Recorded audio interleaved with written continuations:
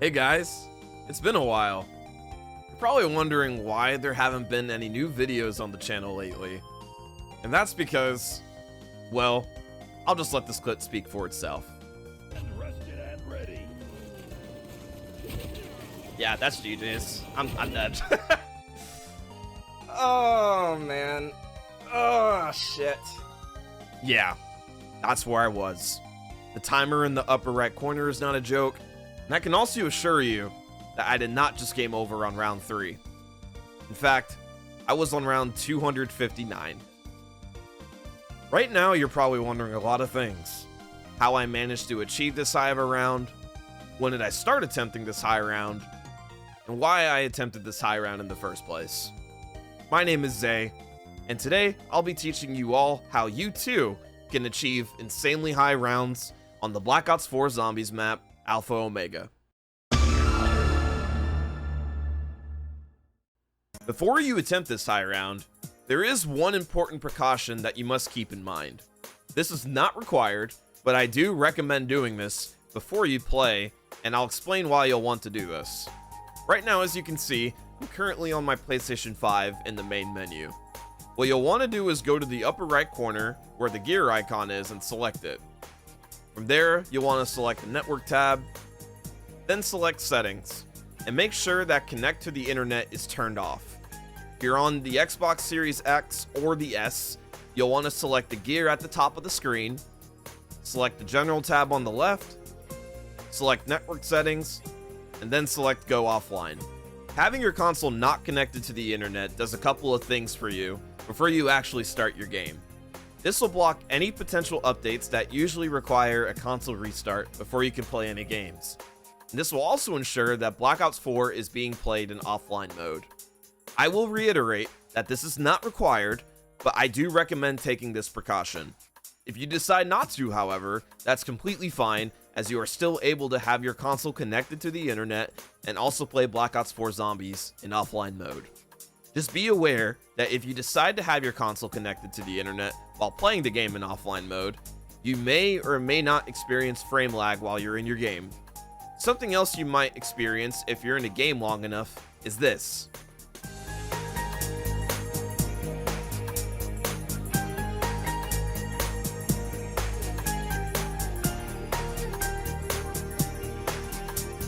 Playing Black Ops 4 Zombies in offline mode also allows you to save your progress for whichever high round you're attempting.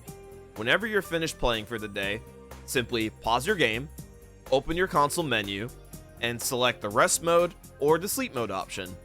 The next time you turn your console on, you can see that your game will remain paused and you can resume playing your game as zombies. Note that this only works for solo games. For the pre-game lobby setup, make sure you have Alpha Omega selected, and also be sure to select normal difficulty as you're selecting the map. Now, onto the class setup. I'll be going over the perks you should use, elixirs, the specialist weapon, equipment, and the starting weapon of choice.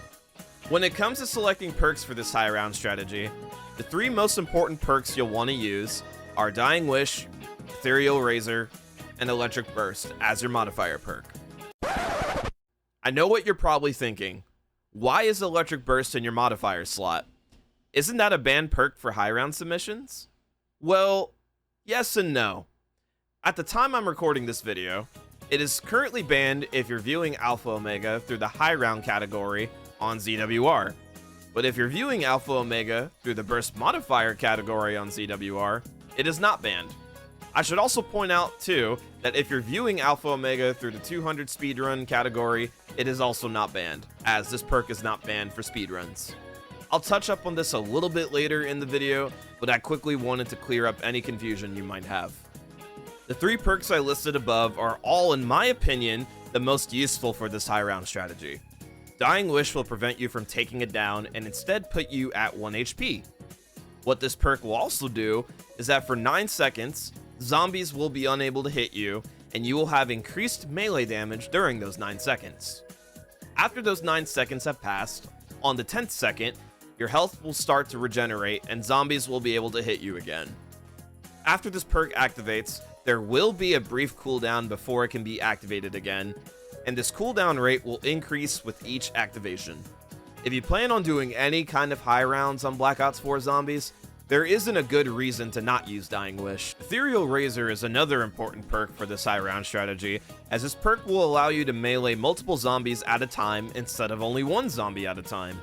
When I get into how the actual high round strategy works, you'll see why this perk is more useful than you might think. The final important perk, the most important perk, the perk that made this high round get split into a completely separate category for Alpha Omega high rounds, is Electric Burst. Now, if you've ever played Black Ops 2 or Black Ops 3 zombies and you've used Electric Cherry before, believe it or not, Electric Burst is the exact same perk, if it's not being used in the modifier slot. When you buy all 4 of your perks, Electric Burst gets probably one of the most insane upgrades when it's in the modifier slot. Every time you reload, you will have an electrified melee attack that will deal massive damage to zombies for 10 seconds. These 10 seconds will activate the moment you melee a zombie. You can actually look at the perk itself to see if you have the electrified melee active and when the 10-second duration expires. There's no cooldown on this perk at all, so after the 10 seconds have passed, you can simply reload again to have your electric melee active again. You might have noticed that I have only talked about 3 important perks to use for this high round strategy, but why haven't I mentioned a 4th yet? Well, that's because I have a few perks in mind that I feel would be great options.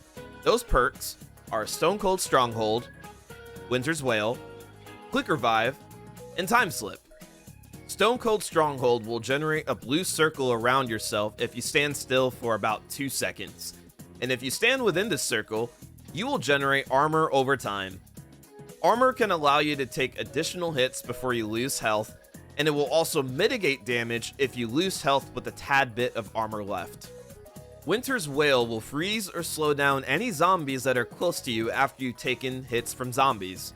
It has 3 total activations, and after each activation, it will take a short amount of time for you to have another activation available again. Quick Revive will reduce the amount of time it takes for you to recover health after receiving damage. Compare the differences between using the perk and not using the perk. And finally, with Time Slip, in relation to this high round strategy, will allow the mystery box to settle faster, which means you'll be able to use it faster, and it will recharge your equipment faster. 3 out of the 4 perks I just mentioned are useful in terms of survivability, and one of those 4, being Time Slip, is more useful if you're wanting to prioritize speed over survivability. What you choose as your potential 4th perk is up to you at the end of the day, but all 4 of these perks are overall really good choices. As far as elixirs you'll want to use for this high round strategy, I recommend using Anywhere But Here, Temporal Gift, Arsenal Accelerator, and Equipment.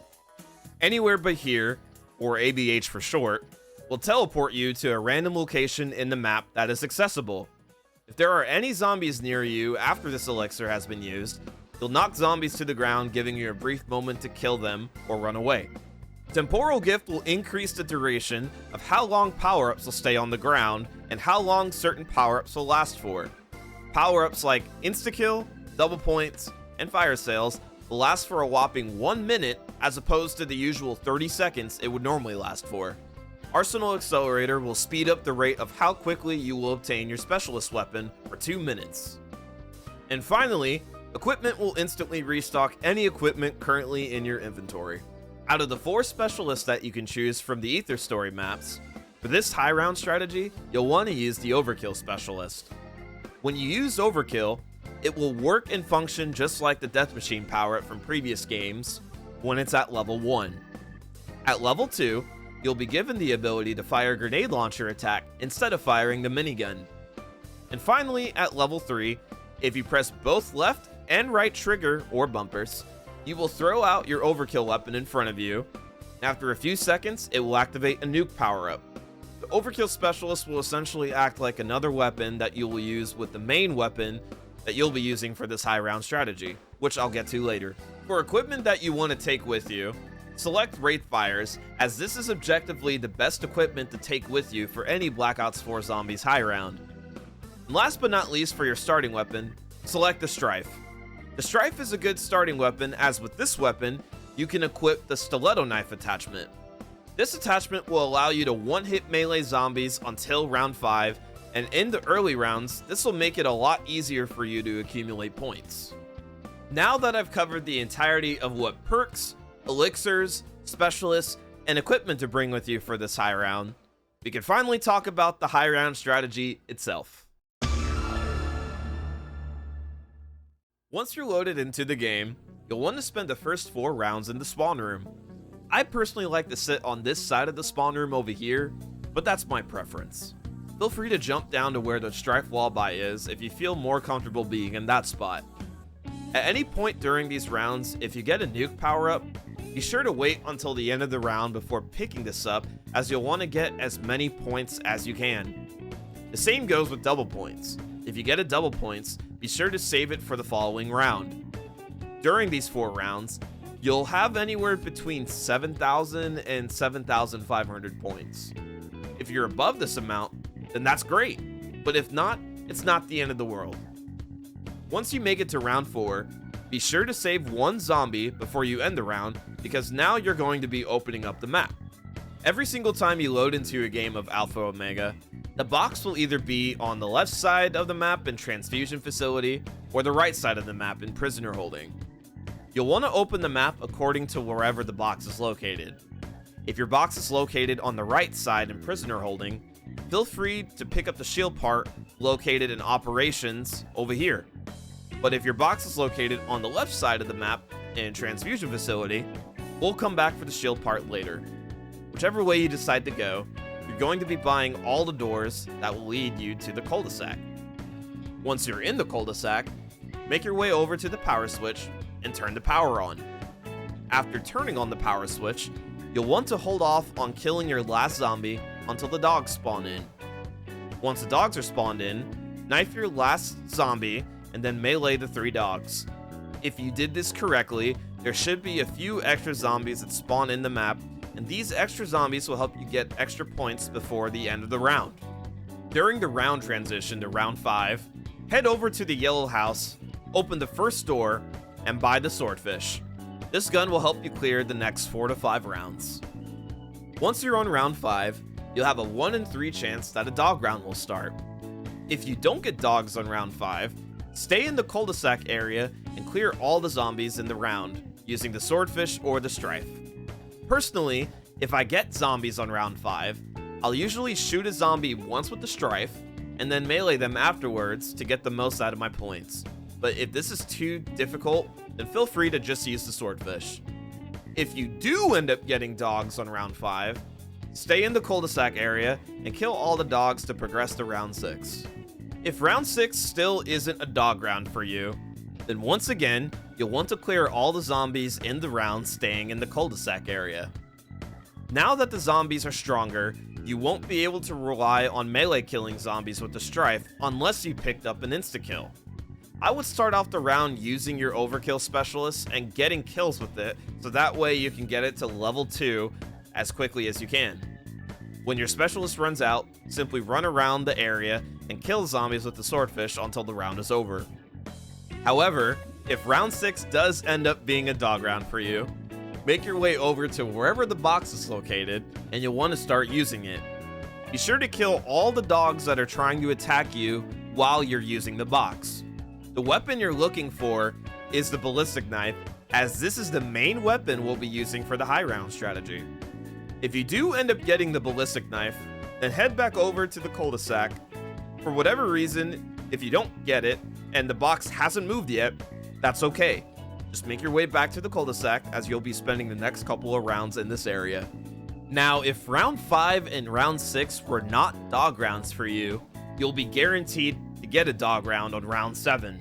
If this happens, you'll want to treat round 7 as if it were round 6. Basically head straight for wherever the box is located and use the box while also killing the dogs. Again, if you do or don't get the Ballistic Knife and the box hasn't moved yet, then head back to the cul-de-sac to clear the next couple of rounds. As you're back in the cul-de-sac, you'll want to clear the rounds until you've reached the end of round 10. You can use your swordfish in combination with the overkill specialist to get through these rounds efficiently. Feel free to use any of your elixirs such as Temporal Gift to maximize your insta-kill and double point power-ups during this time. At any point too, while you're camping in the cul-de-sac, be sure to pick up one of the shield parts that are located here. As you're building up points here, be sure to buy your brew and cola perks, as both perk machines are accessible at this point in time. They should be affordable for you, but if not, then that's okay. Once you're at the end of round 10, be sure to save a zombie, as there are two ways you'll want to take this next step. By this point, you'll either have the ballistic knife or you won't have the ballistic knife. I'll talk about both case scenarios right now. If you do not have the ballistic knife yet at this point, make your way to wherever the box is located with your last zombie and hit the box until you receive it.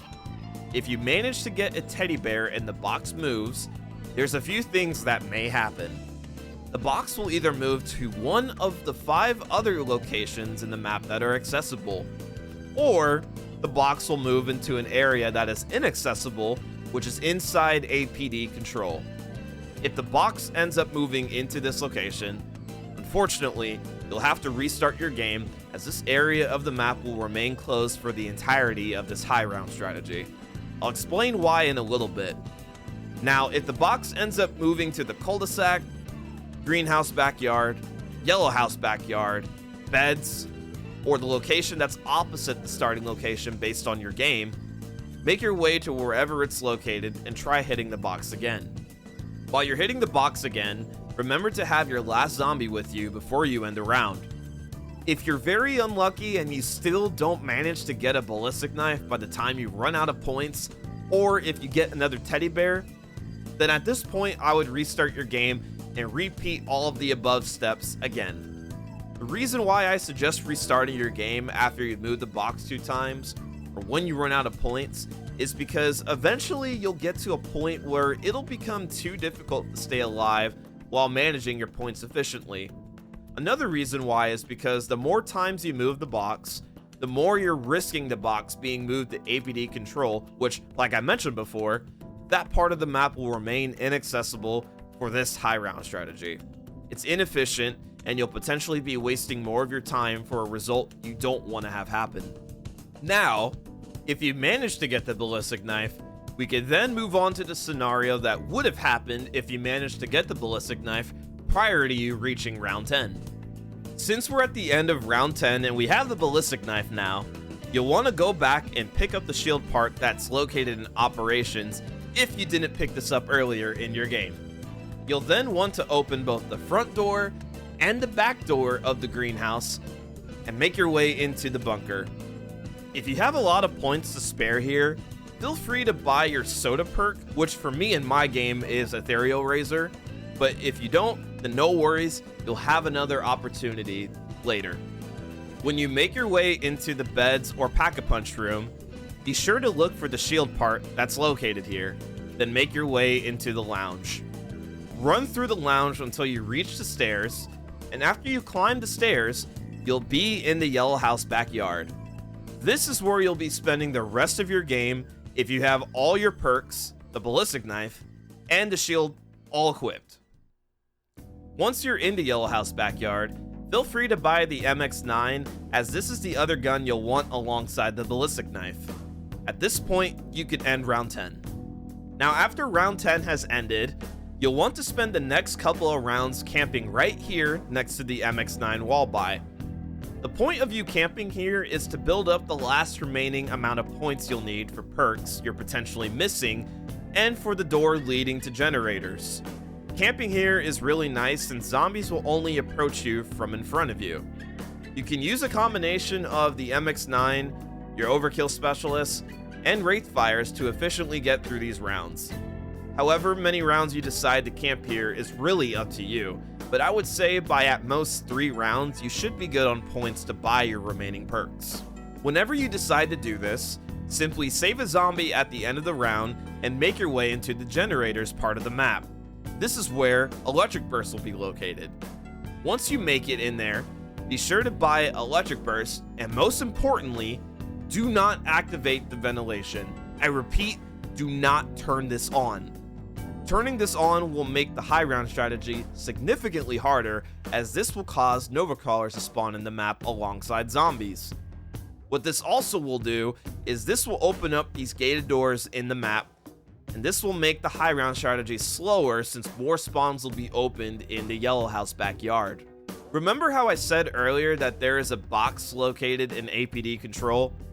Well, this part of the map you can't access unless you turn on the ventilation. Since this high ground strategy requires you to play with the ventilation turned off, this is why you'll have to restart your game in the event the box ends up moving to this location. After buying Electric Burst, make your way back through the beds area of the map and into the diner room. If you haven't already, be sure to buy your soda perk at this point or any other perks that you are missing. Once you do that, make your way outside of the diner and take the stairs back towards the greenhouse backyard. Then make your way to the second floor of the greenhouse, go into this bedroom here, and build the shield here. Once that is done, make your way back into the bunker and run all the way back into the yellow house backyard and end the round. You're about to begin the high round strategy you'll be using for the rest of the game. In the yellow house backyard, you'll want to walk up the stairs here and sit right in this spot on the balcony. Be sure to not open this door right here or the door that's at the bottom of the stairs, as this will cause zombies to spawn behind you, which will ruin the high round strategy. You'll notice that as the zombies are making their way to you, they will pass directly to this jump up spot on the balcony. If Electric Burst isn't already activated, look directly down and shoot the ballistic knife so you'll activate the perk's modifier. You'll also pick up the knife you just shot at the ground. As the zombies are climbing up the balcony, simply melee them with the ballistic knife. Be sure to keep looking at Electric Burst as you're killing zombies so you know how much time you have until the modifier wears off. The moment it does wear off, simply look directly at your feet, shoot the ballistic knife, and Electric Burst will be activated again. And that's it. This is the vast majority of this high round strategy, but I'll also be sure to discuss some things that should also be mentioned for this high round strategy. As you're sitting here killing zombies, sometimes dogs will run up the stairs at the balcony and hit you. If this happens, it's no problem. You can simply just turn to melee them and then carry on killing the zombies climbing up the balcony. There may be instances in your game where you'll kill all the zombies spawned in, but the round won't end. If this happens, jump off the balcony and run down into the bunker right here and wait for the zombies to appear. They'll either appear in these two open windows here, or they'll appear in the window by the auger wall by in the lounge. This doesn't always happen at the end of each round, but just keep in mind that you'll sometimes have to run into the bunker to end the round properly. During dog rounds, which by the way, dog rounds on this map happen every 5 to 6 rounds after the first dog round occurrence, you'll want to spend each dog round in the bunker right here. Staying in the yellow house backyard during a dog round will spawn dogs on the opposite side of the yellow house, and eventually they will die trying to path toward you. Once they die, they'll respawn. If you sit here in the bunker, dogs will run down the stairs to your left here and run up the stairs from the lounge on your right. If it makes it easier, you can also throw wraith fires at either entrance to avoid being overrun by them. As you're meleeing zombies, be sure to stand still when you're hitting them so that way you don't accidentally trigger a knife lunge. In rare instances, what could happen is that your knife lunge and then you fall off the balcony. If this happens, you can immediately use your specialist to clear any zombies that are around you. If you do not have your specialist, you can use ABH if you feel like you're going to get overrun. Anytime you have your specialist, feel free to use the grenade launcher attack and aim around the entrance of the bunker here. If there's a dog that's in front of you as you're using the specialist from up here, you can actually kill the dog if they're standing in front of you enough like this. When your overkill is about to run out, use the level 3 nuke ability, as this will kill any zombie currently spawned on the map. Wraith fires are also really good for this high round strategy, as you can actually throw them around the entrance of the fence right here. By the time zombies run through the fire, they will pretty much die by the time they reach the balcony. Wraith fires will also help with getting power-ups, as you cannot obtain power-ups from the zombies if you're killing them as they're climbing up the balcony. On the topic of power-ups, there are some things to keep in mind. In Black Ops 4 zombies will run away from nuke power-ups. This can actually pose a problem for this high round strategy because depending on where the nuke power-up is, this can alter the zombies' pathing as they're running to you. Sometimes what can happen is if there's a nuke power-up that's directly below the balcony where the zombies jump up, the zombies will start to run up the stairs instead and jump up the backside of the balcony here. In the event this happens, simply jump down to pick up the nuke and then run back up to the balcony spot. I would also be careful if a nuke power-up spawns at the entrance of the fence right here, as the zombies will instead run to the opposite fence entrance, and depending on where you're standing on the balcony, the zombies can run up the stairs, ruining the high round strategy. If at any point you see a full power on the ground, be sure to grab this if it's close enough to you and immediately use it. Sometimes if you're already using your specialist and a full power drops close to you, feel free to grab it during so you can extend your specialist time. If you do see an insta-kill power-up and you're wanting to play a little bit faster and risky, activate Temporal Gift and grab the insta-kill if it's close enough to you. You can then sit right next to the MX9 wall buy, kill any incoming zombies while periodically rebuying ammo. Just know that this is a very risky strategy, but if you want to speed up your game ever so slightly, feel free to try this out. As far as double points, max ammos, and fire sales, if they're even in your game, don't worry about them since they're practically useless. You'll get to a point where points won't matter anymore. You're using the ballistic knife and picking up ammo, so ammo is irrelevant, and you won't need to use the box anymore after you obtain the ballistic knife. And finally, for carpenters, I wouldn't recommend picking them up in any instance if your shield is full of health. In rare cases where your shield health is low, you could always just save a zombie at the end of the round and run all the way back to the greenhouse backyard by running through the bunker and running back. I would advise that if your shield is below half health at any point, save a zombie at the end of the round and repair it if you can. This is very niche, but if you'd like to change your button layout to tactical instead of whatever you're currently playing on, you might find it to be a bit more comfortable for you, as you'll be able to press a face button versus the joysticks to melee the zombies. What got me into trying this high round specifically, or rather the person that inspired me to try this high round, was none other than Mr. JCM. He actually made a well thought out video regarding this high round strategy back on July 9th of this year, as well as talking about the controversy behind Electric Burst being used in the modifier slot. If you have the time, I recommend watching this video as well. I'll leave a link to it in this video's description. In relation to JZM's video, there is something that I do want to briefly talk about, as I said I would talk about this in the beginning of this video, and that's the controversy with Electric Burst being used in the modifier slot. For those of you that don't know, on ZWR, which is the main website used for high round and speedrun submissions for Call of Duty Zombies, Electric Burst is actually a banned perk for normal high rounds and hardcore high rounds if this perk is in the modifier slot. I can't date when exactly this rule was officially made on ZWR, but I have heard from community members that this rule was made back in 2019. I've even had the Zombie World record holder known as Skrine tell me in my own Discord server that he was the sole reason as to why this rule was made back in 2019. These are his words, not mine. I have no reason to think he's not telling the truth, as Skrine has been a chill and respectful member of my community for years now.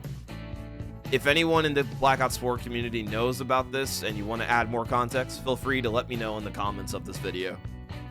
A little while after JZM released his video on YouTube, ZWR ended up creating a separate high round board that allows the use of Electric Burst in your modifier slot. You can view this board in the description of this video.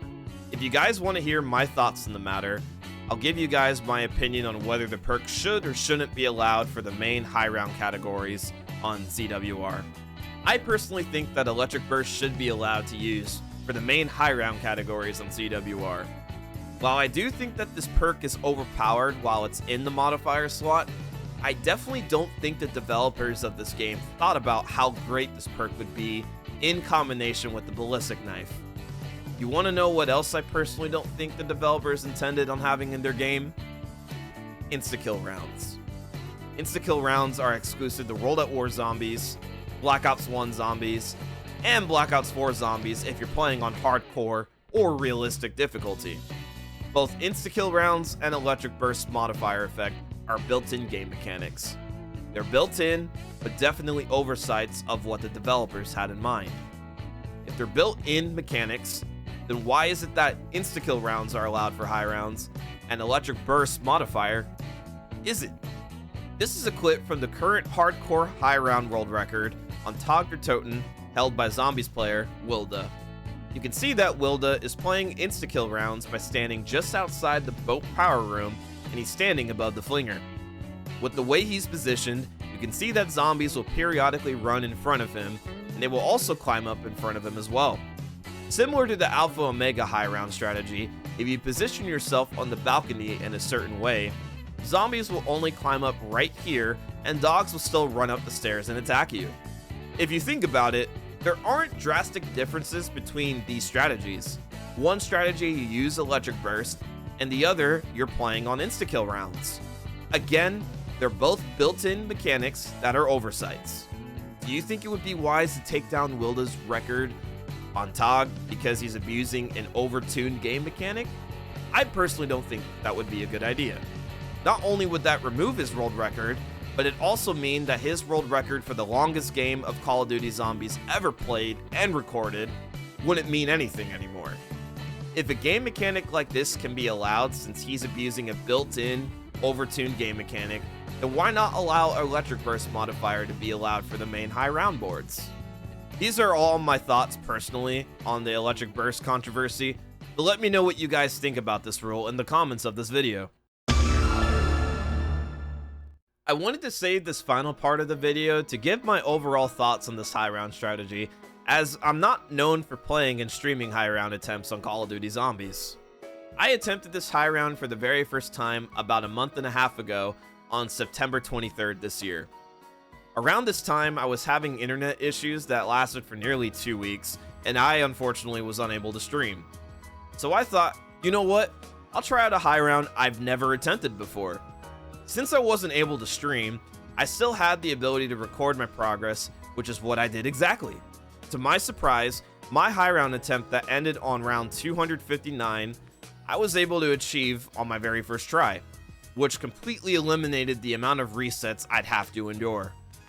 My thought process for this high round was that I wanted to just play the game and see how long I could stay alive. No set goal in mind, just play and have fun and upload my progress to YouTube. I probably sound a bit crazy saying that, as why would there be any reason to play zombies if you don't have a set goal in mind?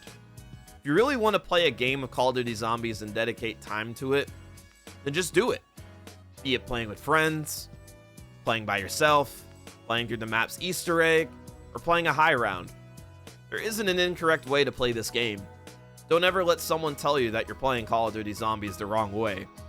However you choose to play and experience the game is up to you at the end of the day. In the years I've been a streamer and content creator, I've never made content related to high rounds before. I looked at this as a new experience for myself as well as for my fans that enjoy watching my streams and my videos. Overall, this was a fun experience, and what matters the most is just having fun. I'd like to take this moment to give a big shout out to a few people that inspired me to give Black Ops 4 Zombies high rounds a try. I want to shout out the Zombie Guru, aka Jake Snusbuster, Wilda, and once again, Mr. JZM. You guys were very supportive of me during my high round game, and I just want to say thank you.